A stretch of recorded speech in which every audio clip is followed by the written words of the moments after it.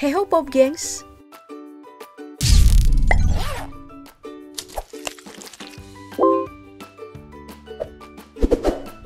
Dengan teknologi, budidaya ikan tidak hanya memproduksi banyak, tapi juga tidak lagi menghancurkan lingkungan. Semoga. Ini adalah peternakan salmon di negeri kanguru, tepatnya di Kepulauan Tasmania. Dikelola oleh People and Communities Tassal Operations, yang bisa memproduksi salmon hingga 33.000 setiap tahun. 6.000-nya akan diekspor ke luar negeri. Masuk ke peternakan ini, setiap orang harus steril, bahkan disediakan fasilitas penutup sepatu. Baru bisa menjelajahi area budidaya, yang dimulai dari inkubasi benih, di mana kehidupan awal itu berada dari nampan plastik yang berjumlah sekitar 19.000 dalam satu ruangan. Telur-telur ini dihasilkan dari pemuliaan intensif. Setelah siap, telur ini akan ditempatkan di tempat penetasan dan menjadi ikan-ikan kecil, yang semuanya disimpan di tempat penampungan, di mana disinilah proses pakan awal diberikan. Untuk tiap tangki disesuaikan dengan ukuran dan usia salmon. Setiap kolam atau tangki bisa menampung hingga 250.000 ekor yang berusia sekitar 6 bulan.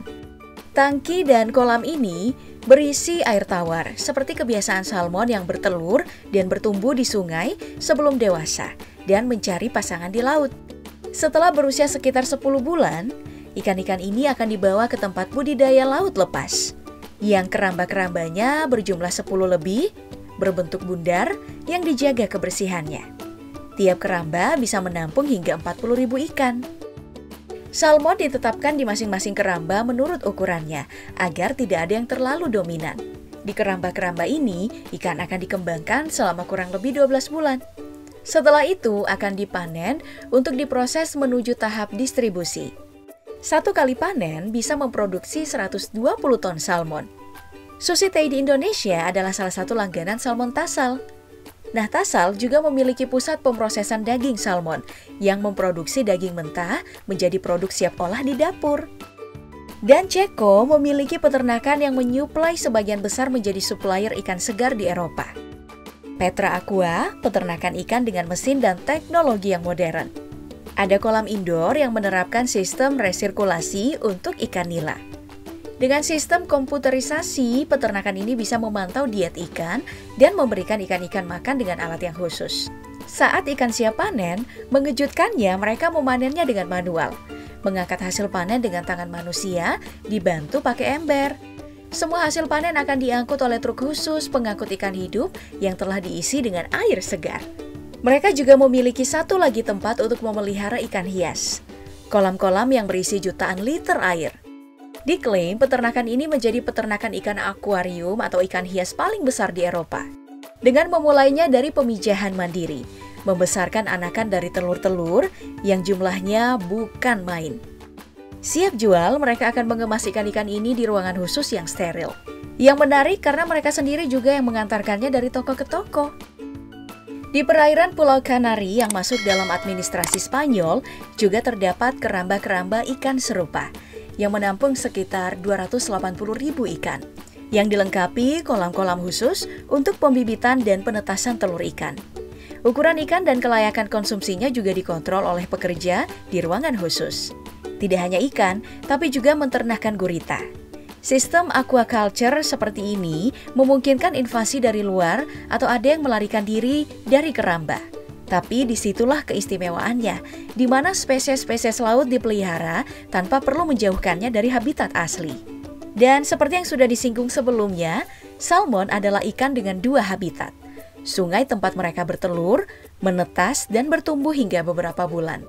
Lalu bermigrasi ke lautan saat dewasa dan akan mencari pasangan, kawin, lalu kembali ke sungai untuk bertelur. Begitu seterusnya.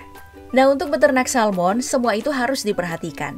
Makanya, dua peternakan besar tadi memiliki dua tempat, air tawar untuk telur dan anakan, laut lepas untuk tumbuh dan dipanen. Nah, sebagian besar bendungan Amerika Serikat dan Norwegia juga telah memakai Cannon Salmon, yang bisa menjadi jalur alternatif salmon menyeberangi bendungan yang menutupi jalur migrasi mereka ke tempat pemijahan, begitupun sebaliknya. Cara kerjanya seperti ini. Ikan akan didorong dan dilempar ke sungai. Ikan terlebih dahulu diletakkan di pipa, Lalu dengan dorongan air, ikan-ikan akan diluncurkan sekuat-kuatnya, lalu melewati pipa dan tiba di laut. Peternakan lepas pantai Meksiko bernama Ocean Farm ini juga hampir sama dengan sebelumnya. Yang membedakannya adalah peternakan yang beroperasi sejak tahun 2001 ini menaruh keramba dan tempat penampungannya di 70 meter di bawah laut. Sangat jauh dari koral, pantai, dan pesisir. Itu untuk menjaga ekosistem di bawah laut. Jika berada dekat dengan karang dan terumbu, maka ekosistem yang hidup di sekitarnya akan terhalangi. Dan biasanya itu ada di dekat pantai. Tapi mungkin itu semua akan kalah dengan mega proyek dari Mesir. Al-Fairuz Fish Farm, kompleks peternakan ikan yang mulai dibangun sejak tahun 2017. Di atas lahan seluas 20.000 hektar, yang dekat dari wilayah berpasir pantai, dan sebagian besar adalah bekas ladang garam yang mahal luas. Kolaborasi antara militer Mesir, perusahaan budidaya perikanan Mesir, dan otoritas terusan Suez. Mega proyek yang terdiri dari 5.908 kolam yang besar yang akan diisi dengan ikan dan udang. Ribuan kolam ini adalah tempat pengembangan, pemeliharaan, dan pembesaran. Untuk pembibitan dan penetasan, semua akan ditempatkan di kolam tertutup berkubah putih dengan fasilitas berbasis komputerisasi yang akan mengontrol kualitas air dan udara agar proses pembibitan terjaga dengan baik. Serta ada fasilitas pengolahan dan pengemasan ikan untuk kebutuhan distribusi. Dilengkapi mesin-mesin yang canggih dan mutakhir, juga pabrik es untuk pengawetan. Ada juga kanal-kanal yang akan menjadi sumber pengairan kolam, mengontrolnya dan menjadi drainase-drainase. Semua aliran air ini menyedot air dari saluran utama sepanjang 7 km, yang mengambil air laut sebanyak 50.000 meter kubik per jamnya. Ada juga jalan raya yang melewati sepanjang kolam-kolam ikannya, saking luasnya untuk bisa diitari oleh pekerja. Desain dari semua strukturnya yang rumit ini dikerjakan oleh tenaga ahli dari Eropa, dengan biaya sebesar 1 triliun rupiah lebih.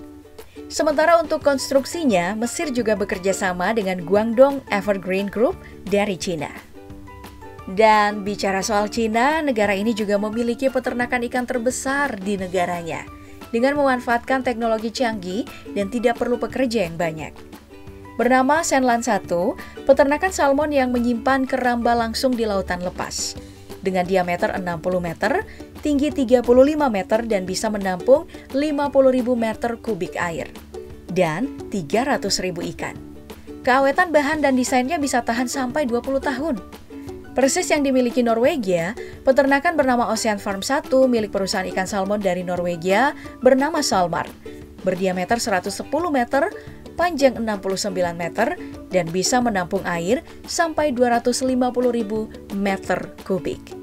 Dioperasikan hanya oleh 3-7 orang, dan bisa menampung 1,5 juta salmon.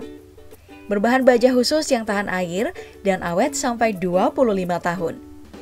Ocean Farm One juga memiliki sistem otomatis yang membantu budidaya mandiri tanpa alat eksternal lainnya, seperti memberi makan dan memeriksa kondisi air.